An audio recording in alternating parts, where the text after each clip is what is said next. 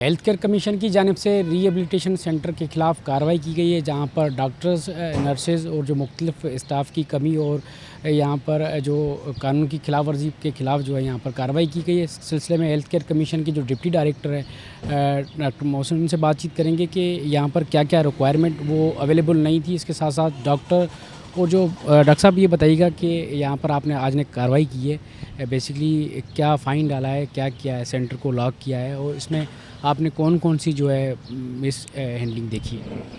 देखें, हमारा इससे पहले भी इस सेंटर पर विज़िट हो चुका था और ग़ालिबन मार्च के महीने में हमने विज़िट किया था और इनको स्ट्रिक्टली कहा था कि एक साइकियाट्रिस्ट की अवेलेबिलिटी आपके पास होनी ज़रूरी है।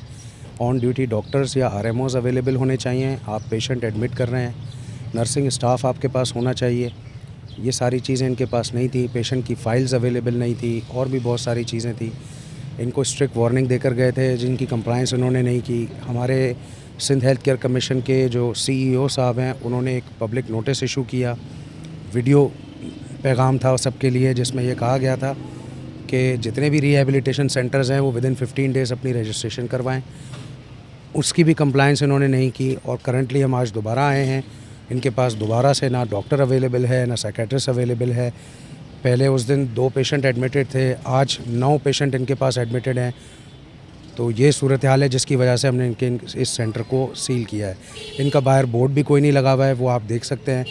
PRC परवरिश रिहेबिलिटेशन सेंटर इस सेंटर का नाम है और क्लिफ्टन के एरिया में ये लोकेटेड है। अच्छा, अब जो इसका तरीक़ेकार क्या होगा? अभी जो है अगर ये डीसील करवाते हैं तो उसका तरीक़ेकार क्या होगा? अगर खिलाफवर्जी करते हैं मज़ीद, जो आपने अभी इस वक्त सील किया है इनका डोर, तो इस तरह की कोई खिलाफवर्जी करते हो उस पर आपका क्या एक्शन होगा? एफआईआर होगी या क्या बनता है? देखें, लीगली तो प्रोसेस ये है कि ये हमारे ऑफिस आएंगे और लीगल डी सीलिंग के लिए एप्लीकेशन सबमिट करेंगे, एफिडेविट सबमिट करेंगे। लीगली इनकी एक हियरिंग कंडक्ट होगी और उसके बाद इनके जो एग्रीमेंट जो इन्होंने नॉन कंप्लायंसेस की हैं, उनके अगेंस्ट इन पर as per Sindh health care commission act और रेगुलेशन पेनलाइज किया जाएगा। उसके बाद इनकी जो प्रॉपर्टी है विद ड्यू कंप्लायंस अगर ये देंगे तो लीगली डीसील होगी, पेनल्टी वगैरह पे करने के बाद।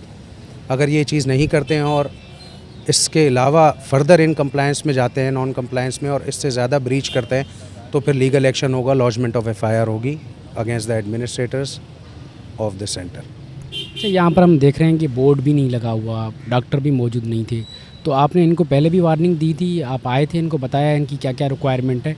इनके पास लाइसेंस भी नहीं है। बिल्कुल, इन्होंने रजिस्ट्रेशन के लिए भी अप्लाई नहीं किया हुआ है, लाइसेंस भी नहीं है इनके पास सिंध हेल्थ केयर कमीशन का, डॉक्टर्स भी इनके पास अवेलेबल नहीं है। और फिर बिल्कुल पहले आए थे हम, ग़ालिबन 24 मार्च को हम विज़िट करने आए थे और इनको स्ट्रिक्ट वार्निंग देकर गए थे, इन राइटिंग देकर गए थे। जिस वार्निंग की कंप्लायंस देनी थी इनको विदिन 7 डेज़, 7 वर्किंग डेज़, और इस बात को भी तकरीबन 1.5 महीना होने को आ गया है जिसकी कंप्लायंस इन्होंने नहीं की है।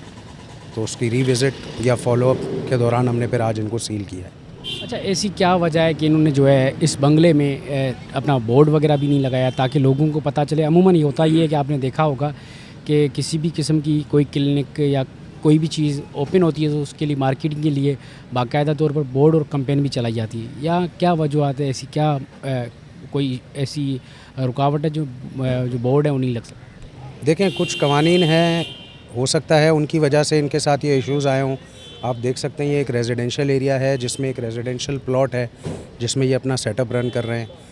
जो इनसे हमने सवालात किए, उसके बाद हमें जो बातें इन्होंने बताई कि ये पेशेंट जो यहाँ एडमिट होते हैं वो थोड़ा डिफरेंट क्लास के लोग हैं, वो चाहते हैं कि उनकी प्राइवेसी रहे।